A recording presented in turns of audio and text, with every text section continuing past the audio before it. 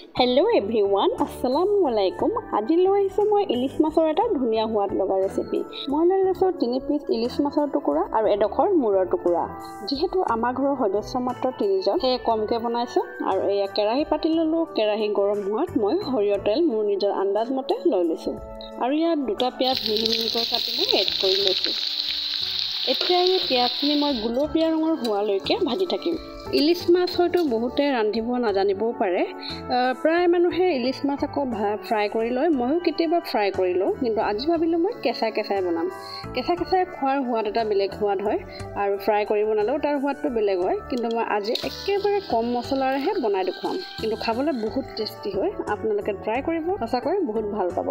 পিঁয়াজখিনি ভাজি হোৱাত মই মাছখিনি এড কৰি ল'লোঁ আৰু তাৰে ওপৰতে নিমখ, জলকীয়া আৰু হালধি দি এয়া মাছখিনি এবাৰ লুটিয়াই দিম, চাৰিওফালে যাতে মছলাবোৰ লাগি যায়। নিমখখিনি যাতে মাছত সোমায়, কাৰণ মাছখিনি ফ্ৰাই কৰা হোৱা নাই, এইখিনি কেঁচাকৈ বনাইছোঁ মই যিহেতু। এইখিনি ভালদৰে লৰাই দিলে ইয়াত নিমখ মছলাবোৰ গৈ তাৰ গাত সোমাবগৈ। এনেদৰে এদিন ফ্ৰাই কৰিব, সঁচাকৈ বহুত ভাল লাগে, বিশেষকৈ গৰম দিনত যিহেতু মছলা খাই আমনি লাগে, ভাল নালাগে।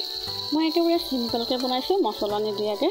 খুবেই সোৱাদ লগা হয়, এনেকৈ বনালেও ভাল লাগে খাই, মছলা দিলেও খাই ভাল লাগে আৰু মছলা নিদিয়াকৈ এনেকৈ বনাই খালেও বহুত ভাল লাগে, বহুতে টেষ্টি হয়।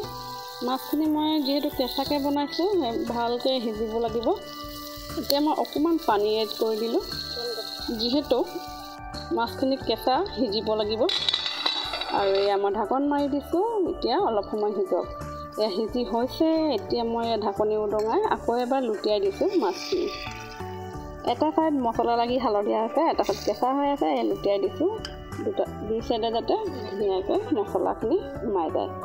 আৰু এয়া সিজি আহিছে মাছখিনি। এতিয়া মই আৰু অকণমান পানী এড কৰি দিলোঁ। এতিয়া উতল আহি পানীখিনি অকণমান শুকান হ'লে মই নমাই ল'ম।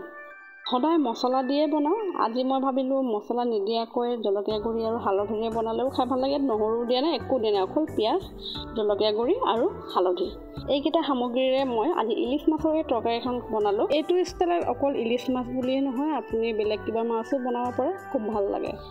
এয়া আমাৰ ইলিশ মাছৰ তৰকাৰীখন ৰেডি হৈ গ'ল। এই ইলিশ মাছৰ ৰেচিপিটো আপোনালোকে গৰম ভাতৰ লগত পৰিৱেশন কৰিলে খুব ভাল পাব। আজিলৈ ইমানতে সামৰিছোঁ, আকৌ নেক্সট ভিডিঅ'ত লগ পাম।